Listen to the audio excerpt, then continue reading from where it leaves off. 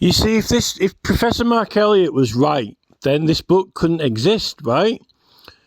This book wouldn't actually be able to exist, or that it would be pointless. It wouldn't actually, I mean, the Parliament is still releasing this book, right? This book, right, different editors over the years in different editions, obviously the law's changed and EU law got introduced into this book, right? This book accommodated for EU law when it got introduced, but it didn't affect any of the misconduct against petitioners section, and that's really the key section. That is the section that we're interested in. And like terms like, before Parliament, we know that in the dictionary, before means in order to, right? The word before means, in the dictionary, one of the primary meanings of before is in order to, right? Read Samuel Johnson Dictionary, right? Read Webster's Dictionary. Before a court means in order to a court, unless otherwise, if the police were doing something before a court, they wouldn't be doing it in order to the court. So they wouldn't have any processes. They wouldn't be able to get anything into a court because, it wouldn't be, before it. So, stood in front of a court, right?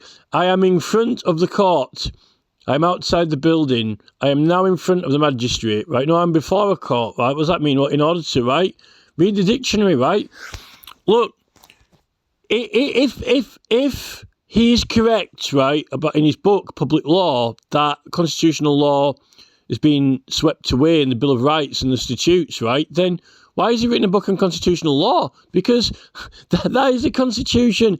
He's written an entire book on it, right? And I searched that book because I can't afford to buy it, but I searched for it in the words, right? And I've took some screenshots, right? And he's saying that the Supreme Court judgments have effectively swept constitutional law away, but he's just written a book on the Constitution, which itself is a contradiction, right? An absolutely mind-blowingly astounding contradiction. Now, I'll give him credit, right? He does mention the term, that proceedings in Parliament shouldn't be judged by anywhere, any place out of Parliament, right? But that's the problem. No one is talking about or exploring what that actually means. And most of the committees in the last decades have been extremely conservative about the terms because they don't actually like the right, yeah? But it's clearly obvious what it is. And it's been facilitated for and provided for through many, many acts of legislation where, thankfully, some MPs know what they're talking about, right? And some people in the House of Lords do, even though there are people who are opposed to it and are actually probably attempting to eradicate it. But it can't be eradicated because look, right, what it is, it's a different jurisdiction that you make use of to the full extent, right? And that includes canvassing, because canvassing is a thing which falls under parliamentary agency, the law of parliamentary agency. It says that in all the election law books and the corrupt and illegal practices. It's actually a properly established thing, right? Now, that also is provided for in the common law. They've made accommodation for it in the common law, right? Look, when you do elections, right, in the Representation of the People Act, Section 100 in the 1983 Act is important. It's very important. Illegal police canvassing, right? The police cannot set their hands in writing or by word or mouth or speech or action against a campaign, right? And they can't support for or against a campaign because they're not allowed to promote or advertise Labour or the Conservatives or support it. When they're in uniform, the police cannot act in favour of a political campaign. That's what Section 100 is, but it's also they're not allowed to affect or intervene in the campaigns unless they're breaking the law, right? And elections were all run under Parliament law, under the Parliamentary Law of Agency until 1868. It's still considered a parliamentary process, and when you do election petitions, you've got like certificates of indemnity and all kinds of things, because the election petition is not a prosecution against individuals. It's to find out and establish who actually won the election or who should have won the election or not, right? And if anyone incriminates themselves, they can get certificates of indemnity. Now, this is the thing, right? Look, Section 100 in the Representation of the People Act 1983, and it was in the previous acts as well, illegal police canvassing, right? The police can only act when there's an election if there's a specific election offence which has been created in the law, right? Like, bribery and things like that, or any finable offence, right? And usually the police only prosecute on those particular fines or offences, right? They don't actually usually bring in an election petition themselves, the authorities, which challenges the outcome of the election, although when they are governing the election, they can decide whether or not it was run properly or not and see if anything was going on right or not right. They're meant to determine whether it was a free and fair election, but they're usually only present at the facilitation and counting, right? They're not usually the police out there watching for cheating and bribery and those other offences out and about during the lead up to the election and through the campaigns. They're not following the political parties around everywhere, right? Now, this is when you get to Nigel Farage to Talking Pints, when he was, making himself very popular and famous at the expense of GB News with studios, lighting, staff, crew, sets, props, all these things. And he knew he was going to be standing in the election. And the closer it is to an election, the easier it is to prove that someone did something to obtain an advantage over the other candidates, right? And the election spending, there was no notional or implied spending, I don't think, in Talking Pints, right? Nigel Farage knew that he was going to be standing, right? And therefore, he intended to get popular through Talking Pints and to use it. And they had guests on, Priti Patel, Jim Davidson, famous football managers, rubbing shoulders with him. What he was actually doing was he was intentionally and knowingly building his personal character and profile at the expense of GB News and Talking Pints. And he was also building a trust with the public and the guests like Priti Patel, the Conservatives and Jim Davidson were all there to build confidence in Nigel Farage. And that can be proved. I mean, ultimately to prove it in an election court, you would have needed £5,000 within 14 days of the 2024 general election. And the police or the person who brought the election petition might have needed some substantial evidence rather than, reasonable doubt, the probability of odds. I mean, you would have probably had to questionnaire every single one of the people who voted, or even the ones who didn't vote. You could have done like a census. It's not that expensive to do flyers to, 10,000 people, right? I don't know how many votes Farage got. I could search it now on Google. In fact, I might do that actually. But I've gone off subject from this Erskine May and the public law and the civil law. But we're talking about offences which, look, before I go and search for this Nigel Farage thing, I'll get back on track, right? Look, illegal police canvassing is an offence, right? And that offence is not just the police making representations for Labour or Conservative in favour of them. It's also obstructing or blocking other people who are making representations as well, right? Now, the basis and principle of that offence is that the police are interfering with the electoral process, a democratic process. Now, what you say is, well, are there any other democratic processes or electoral processes that the police might interfere or intervene in with canvassing besides an election, which traditionally was under parliamentary law but now has its own legislation? But the processes and procedures are as any process of an election, right? And it's still meant to be held under parliamentary jurisdiction, even though you've got the Representation of the People Act, right? Because the election court is substituted for Parliament. Now, look, right, what is going on with an election canvassing is that it is a democratic process of advertising and promoting causes, right, for the election of members of parliament. Now, what is the equivalent or the same process for petitioning? The right to petition, canvassing petitions, gathering signatures for petitions, public bills, private bills to Parliament. It's actually done under the law of Parliament, and it's in Erskine May. Misconduct against petitioners, interfering with public petitioners or those soliciting business before Parliament. Before Parliament does not mean in front of Parliament, stood there in Parliament. It's before Parliament in order to read the dictionary, in order to, how can you get a case to a court? How can the police get a case to a court? How can you get a case to Parliament? In order to Parliament, right? It says in misconduct against petitioners, messy civil processes, right? It's under the law of Parliament, like elections were before 1868, because we don't have a Representation of the People Act for public petitions. They're still remaining under parliamentary jurisdiction, right? Including the canvassing of them and advertising. Why do you think that the Control of Advertisements 2007 has got Class F for the use of any act? Because you use the 1688 Bill of Rights for it's made for it. What are the provisions of that? In law, legal provisions, offences are created in it.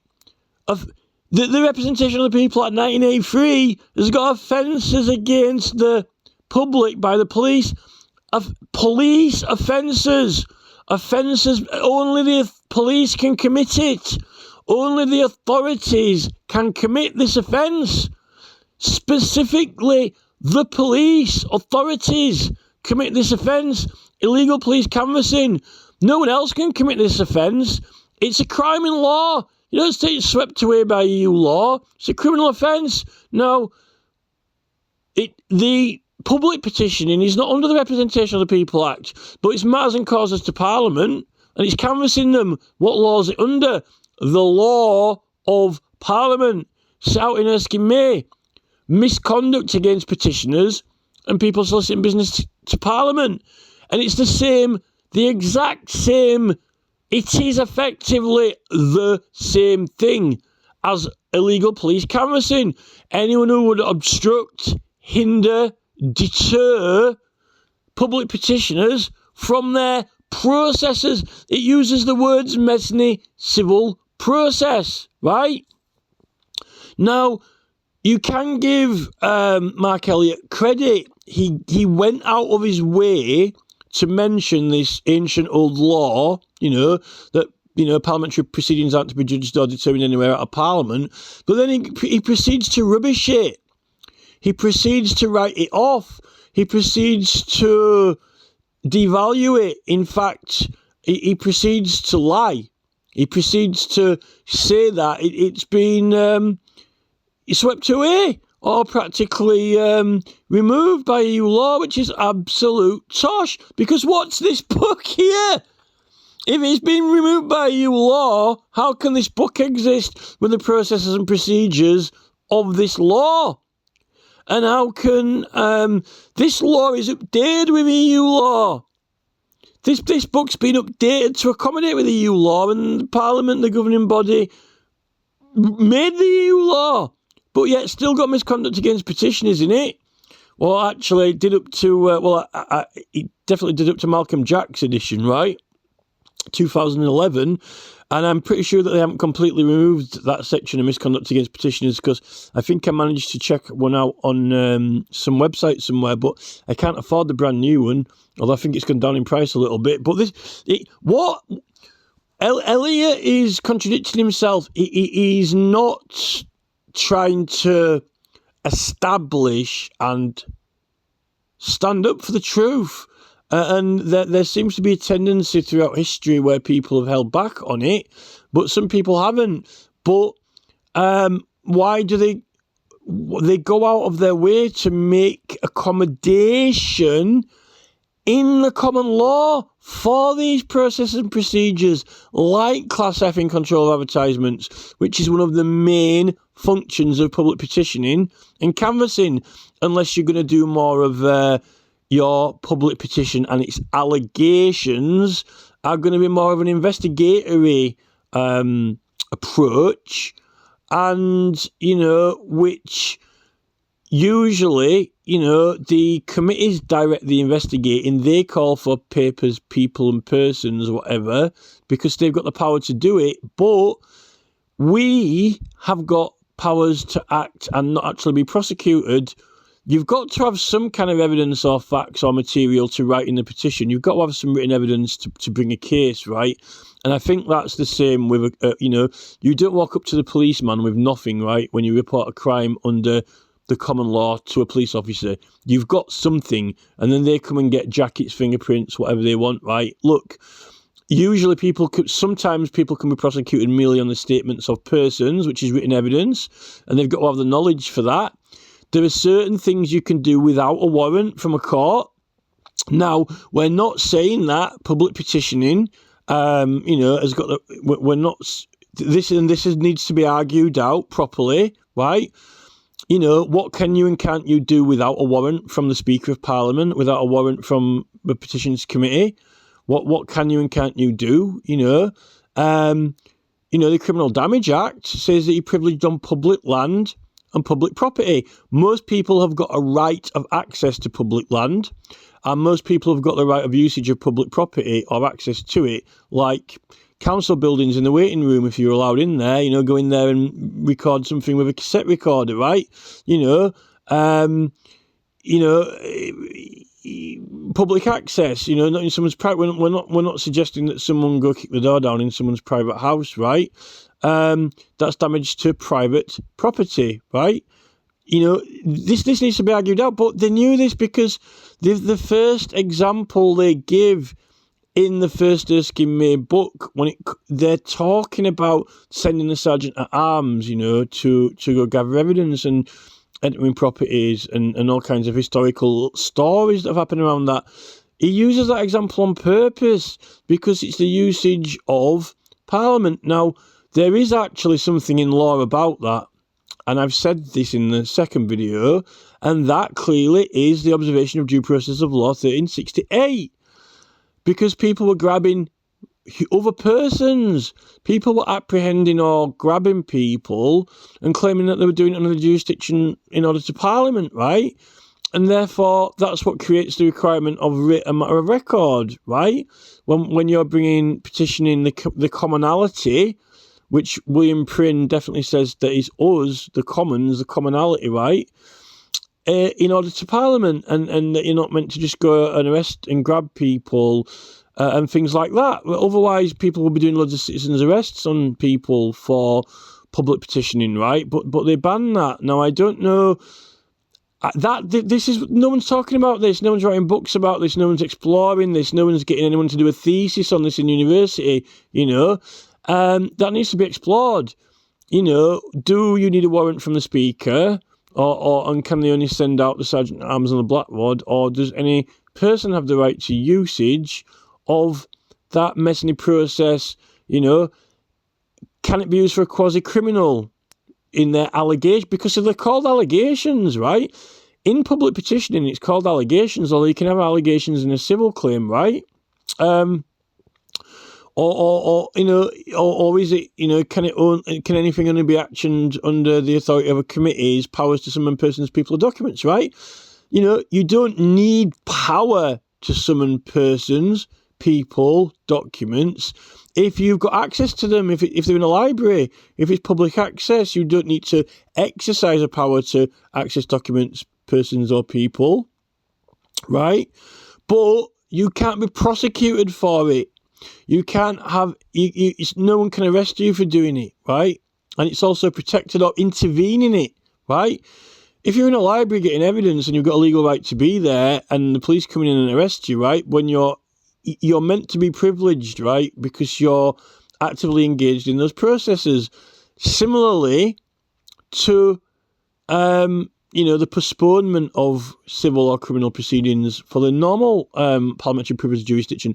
But it's different when you're doing messing process because you can't actually be prosecuted. So there's some arguments. I mean, I'm having arguments now with this Dr. Jessica Ayres, right, at the London Archives, right? And I think she works at National Archives as well. She won't get me information for free. She's wanting to charge me, right, for her time getting me the Court of Alderman standing orders, right? And I'm like, well, I can't be charged for it because, like, it's got to be it's not recoverable in court because you can't be prosecuted, and the court need leave of court to mention it, and it covers all documents, papers, and evidence, right, for a cause.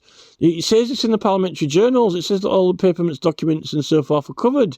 But this is all Erskine May stuff. But Elliot's reckoning that effectively trying to make out that Erskine May doesn't exist, but he knows that it exists, right? Because they must have this book at the university, right? And it's a law.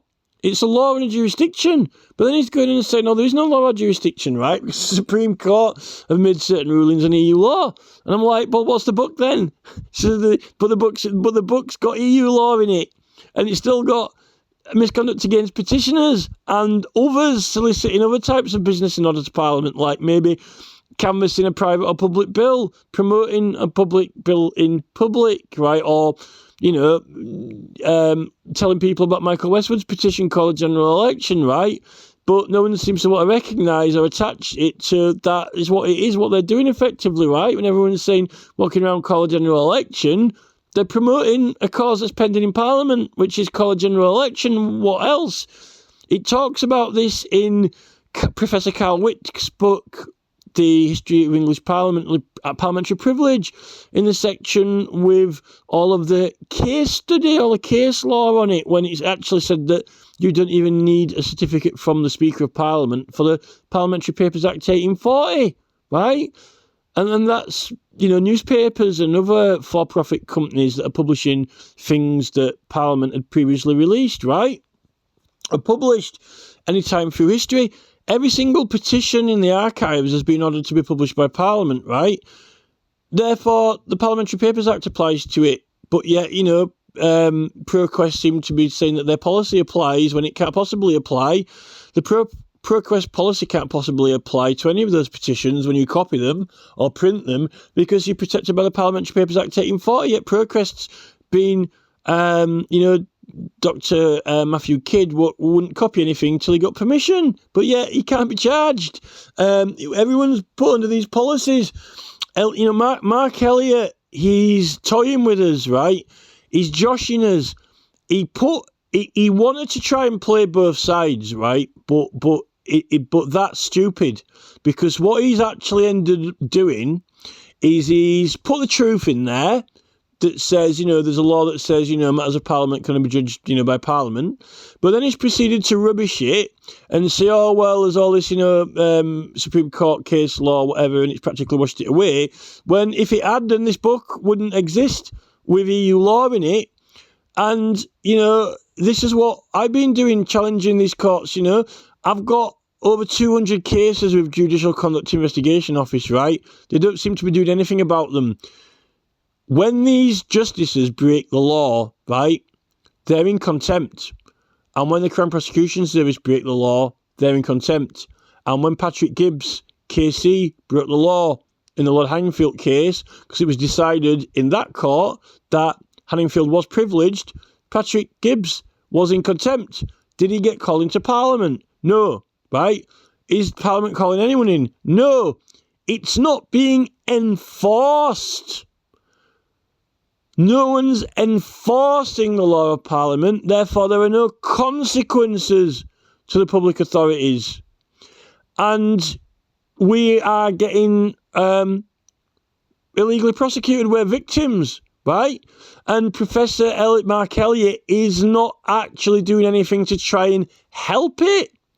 He's actually supporting the Supreme Court in a way, going, I noticed this, but, thumbs up, yeah, go Supreme Court, right? And he is misleading people. And Why is he not getting his students to challenge this? This is the thing. What are these Supreme Court judgments that he's pulled out of the bag? Apparently, the Supreme Court is not the court of origin; it's a court of appeal, right? The Supreme Court's a court of appeal, and even Parliament is getting violated. Matters and causes by the King's Bench. The King's Bench was where people would prosecute and charge people for parliamentary matters, but they were banned to doing it because all prosecutions are illegal, including like the Star Chamber. This is all to do with the Court of Commission and the Star Chamber, not just the King's Bench in Westminster, right? Westminster Hall. All those jurisdictions in the 1688 Bill of Rights cannot be used against the House of Commons jurisdiction, right? The House of Commons vote, and they can vote it through to the House of Lords, or they can make an order that something goes to a court or whatever gets heard in a court.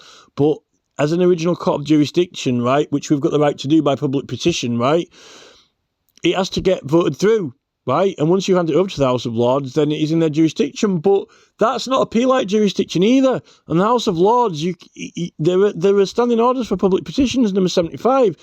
You can have a judicial matter there. Applying for a certificate from the Lord Speaker under the 1840 Parliamentary Papers Act, that is a judicial request for a certificate in a judicial matter, right? You can petition them for one of those certificates. You can ask them for one, right? And you can also petition the House of Lords to do certain things like the House of Commons. You can ask the House of Lords, to investigate things or do this or that, because you can introduce private and public bills through the House of Lords instead of through the House of Commons. I don't know what happened with the Supreme Court, but people have got carried away with it, and it's people like Nigel Farage who really have lost the plot, and these cases are getting heard by people like Jeremy Johnson, who has been promoted to be a High Court judge through an erroneous and false paper for Lord Hanningfield, which, left out half of the truth of the matter. And the whole Lord Hanningfield theatrics was a scam anyway. The newspapers promoted that case and forced the authorities to act through the power of money in newspaper publishing, right? They should have brought a civil case against Hanningfield, because you can use civil debt and you can't use privilege to evade civil debt, right? And then they could have proved through evidence whether he, does owe the money or not.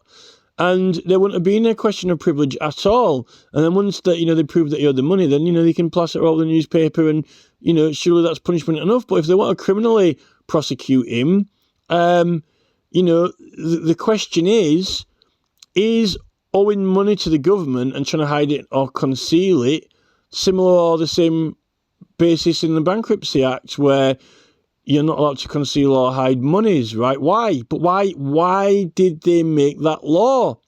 They made that law because you can't use protections for civil debt. And bankruptcy, particularly when it comes to like the government and things like that, and debts to the king, is try to evade money in civil. It is a debt to someone, but through a criminal charge. And trespass used to be a civil claim, right? Trespass was heard at Westminster Hall. I've got a certificate from George Cook, right? The Sheriff of Yorkshire, George Cook, in the 1720s, right? I think it is. He wrote out a writ of privilege, right, to the claimant and their solicitor, lawyer, a writ of privilege for the apprehension of two persons, right? But when they apprehend them and they're held, in the gaol or whatever, right, it is, they didn't actually go to London because there was a law made that they didn't actually have to appear at Westminster. They were detained in West Yorkshire under the jurisdiction of Parliament for Westminster Court under a trespass, right? And the sheriff had to write a writ of privilege for Parliament to say that they were doing it. He was handing the jurisdiction over to those persons.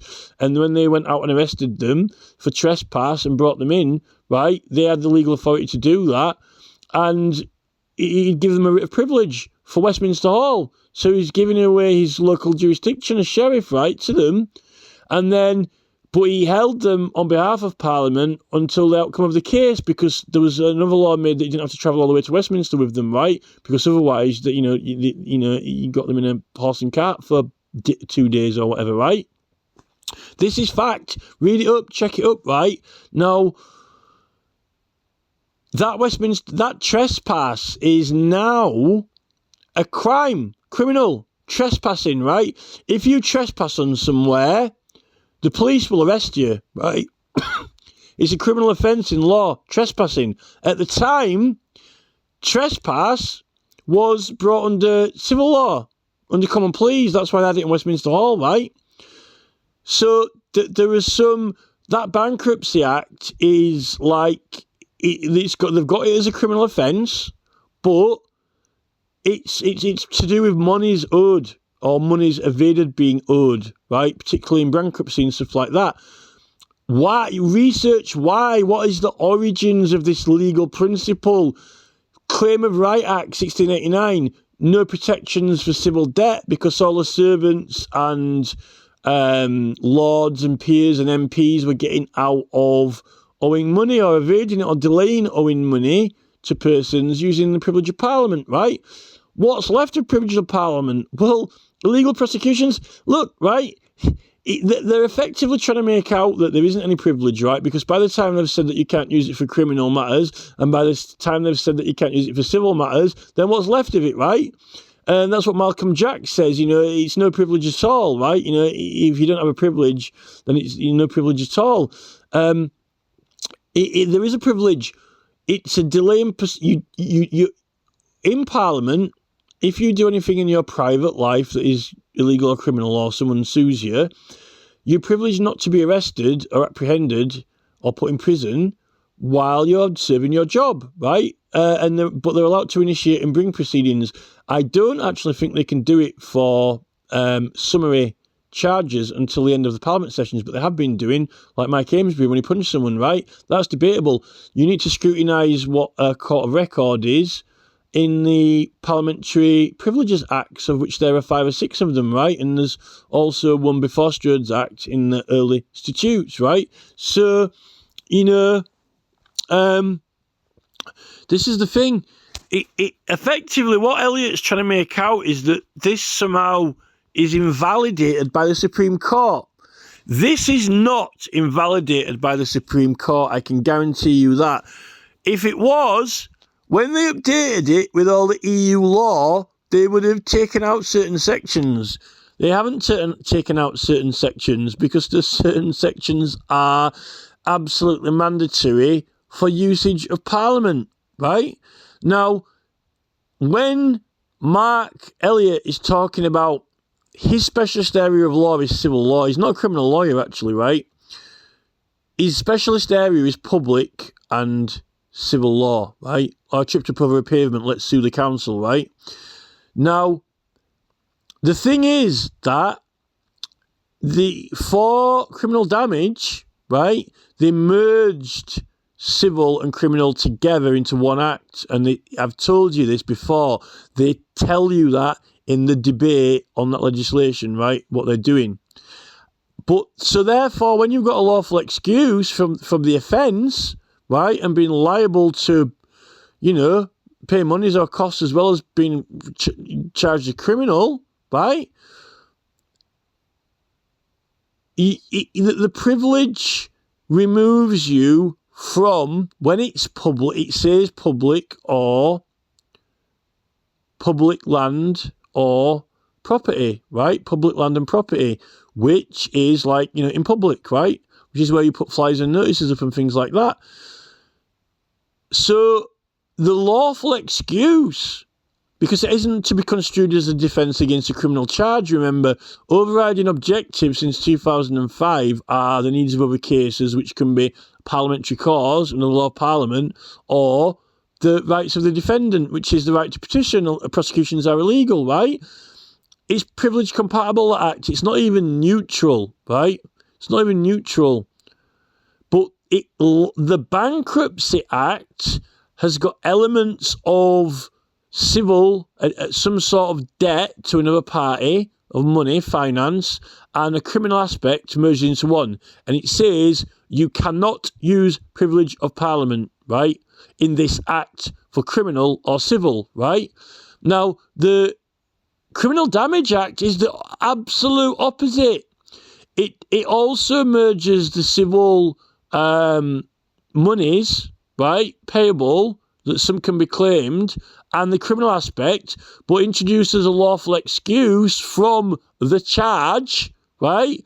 And it says that it is privilege compatible if it's public land or property. So that also merges aspects of civil and criminal together and gives a clause where it is privilege compatible, whereas opposed to the Bankruptcy Act, it is not, explicitly not, right? And then any act which doesn't say either way is what we call neutral, right? I mean, the Control of Advertisements 2007, Class F, it explicitly says here, guess what? You can use any act of law that you want that exists. Oh, that's fantastic. What act of law could I possibly be making use of if I'm, doing a political campaign to Parliament, right? What act of law might that be? I'll give you one guess. This is the thing.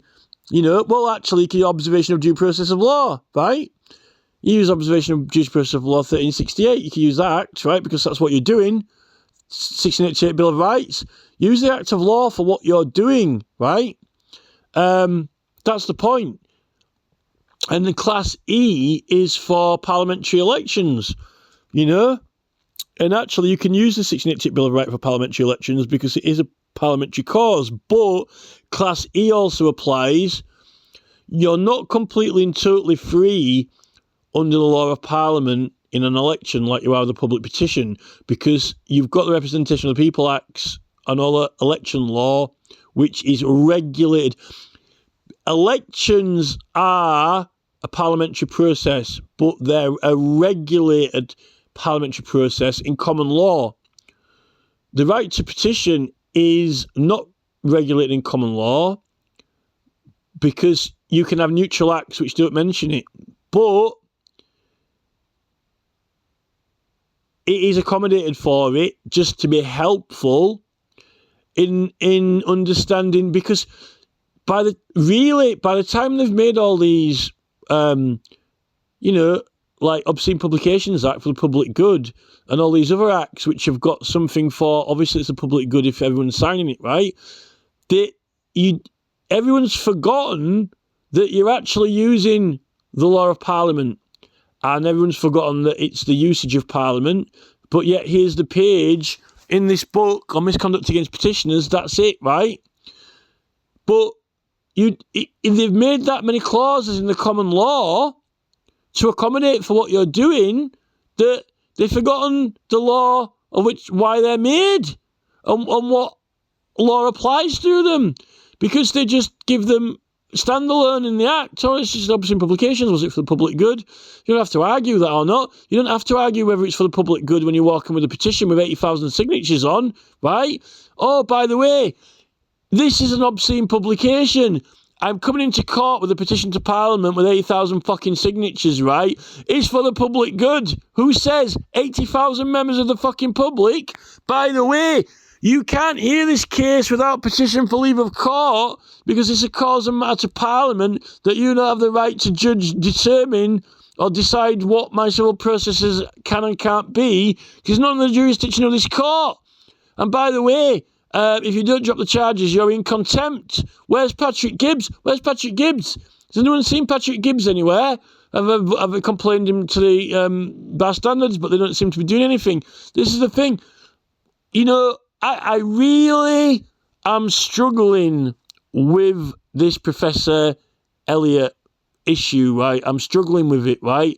He's diddly-dallying in his book talks about things that he doesn't really know and understand properly, right, through the principles of law, unless it's a wind-up, right?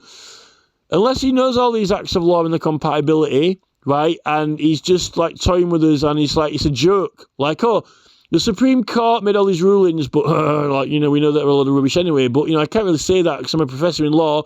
I've got to acknowledge it, so we'll go, ooh, it's practically swept away. Oh, there's a little bit that's not practically swept away. Everything in Parliament must be done on the law of Parliament. But I tell you what, I won't tell you the full extent of the truth, like, well, the Supreme Court made all these rulings, but as I'm a professor in law, this is what I think. This is what I think, What about obscene publications? What about the control of advertisements? What about Erskine May with its updates in EU law? EU law updates, but here is misconduct against petitioners. Has he included misconduct against petitioners in his book? Has he quoted Erskine May, right? And he'd probably done better to actually copy half that page out of Erskine May and make it required reading rather than just putting, things in Parliament should be judged or determined in a place out of Parliament, right? Except elections, which are completely and totally facilitated for by a very special election court. You don't get that in the Supreme Court every day. And in fact, riddle me this. If the Supreme Court are making judgments, right, why is it that in an election petition there is no appeal to the Supreme Court? You can't officially appeal it. It's not regarded as an appeal. What Sarah Perchin did, right, it's the equivalent of a judicial review only, right, if there was an issue with the processes or procedures, and they aren't even certain whether it really is a judicial review. It's just some kind of check that they've got for election petitions. You're not appealing the decision, right? You aren't appealing the decision. It cannot be appealed, apparently. Only scrutinised, the process of it, right? So, how can you appeal that to the Supreme Court? Well, you can't, because you can't actually properly appeal it. So if he did end up in the Supreme Court, it's only a writ of error equivalent of the, error writ or the, a legal point or whatever, not on the actual determination or the judgment. And in fact, it is that, what even are they doing in the Supreme Court? But I don't think that there's only one possible action that you can do on it, I think, and that's the one that Sarah Perchin just did. I don't think that you can do it all the way to the Supreme Court. I'm not sure, but it's definitely you're definitely not appealing the decision. You're not appealing the decision at all. You are only saying that there was something wrong with the justice's process or something like that, right? Which is like a judicial review. So when it comes to, the usage of the House of Commons and Parliament and so forth, where the House of Commons make an order and put it through to the House of Lords, it's going through to the House of Lords. You see, look, right, the House of Lords is not a court of appeal. The Supreme Court is. So how would you have a case in the House of Lords? Well, you have a case in the House of Lords because when you're pursuing a bill or legislation or cause to Parliament and they vote on it in Parliament, it can go through to the House of Lords. Your case ends up in the House of Lords. But guess what? Not in the capacity of a court of appeal, of appeal-like jurisdiction, right? So if they remove the House of Lords from, replace it with the Supreme Court, how is it that, when I'm pursuing these causes and matters to Parliament, they end up in the House of Lords? Apparently I can't use it anymore. So, riddle me that one. Has the EU prevented us, House of Commons voting, bills and matters through to Parliament? Really? The public law and civil law courses really need to be more integrated with the legal history courses. They need to be integrated with the legal histories courses, and they need to be integrated with the constitutional law courses. But he's written a book on constitutional law.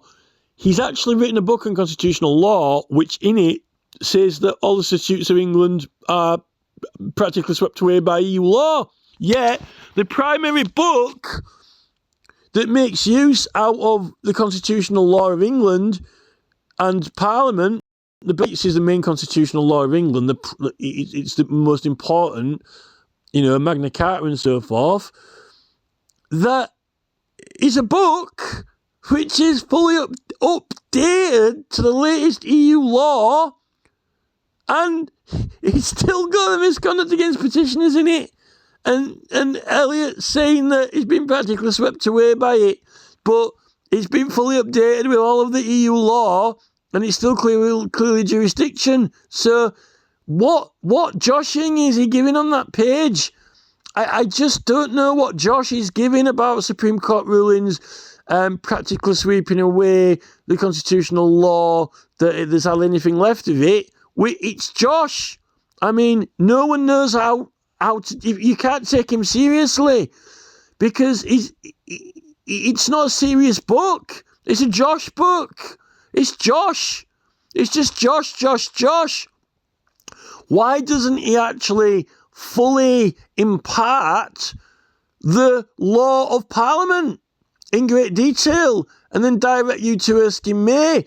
Instead of saying, oh, well, there's this bit of thing about, Parliament can judge its own things, but if you read Erskine May, section about misconduct against petitioners, which is fully compatible and updated with EU law, and then take into account all of the common law, which fully accommodates for these rights, like when it's for the public good, when there's no offence committed, or even, let's go further than that, it's criminal to prosecute someone, right? Because, if you're a charity, like I said earlier, and you're doing it for the public good, it's not a criminal offence, right? What's that got to do with Europe? This isn't a law in England, right? I'm making obscene publications to show animal cruelty, and I'm not a criminal. But if it wasn't for animal cruelty, then I probably am a criminal, right? Because it's obscene. But riddle me this: there's no law that says you cannot try to prosecute a charity. Like if the Crown Prosecution Service don't really think they're a charity and they want to try to prosecute them, or they think the charity it's not for the public good, right? When, even though they might have 10,000 members who have all been donating to it and saying that, well done, thank you for those adverts, they really helped us, to fight animal cruelty, right? This is the thing, yeah. If it's a petition campaign with obscene things, it's not just the fact that it's not an offence, it's not a crime.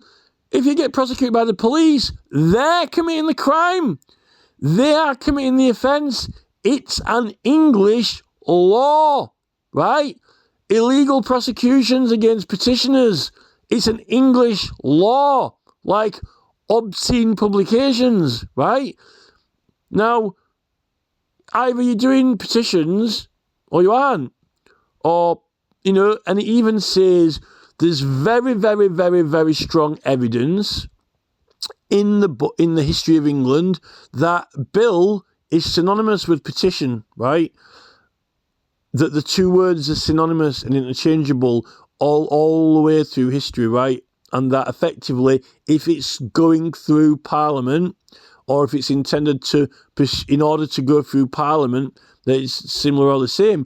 But that misconduct against petitioners, it says that it doesn't just say petitioners, it says petitioners and others soliciting business in order to Parliament, right? So you could be doing a private bill, sponsoring a private bill or a public bill, or you could be canvassing, the Labour Party might want to,